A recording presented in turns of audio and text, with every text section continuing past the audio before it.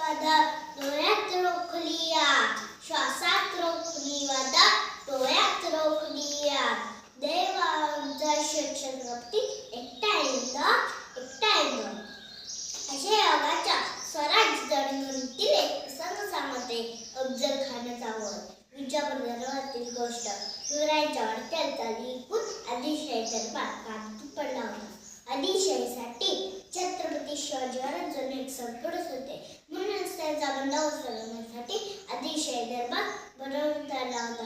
बडी बेगम दरबारात चालती नजर होती. बडी बेगमीने सर्वांना काळ्या सवाल केला. सांगा कोण तयार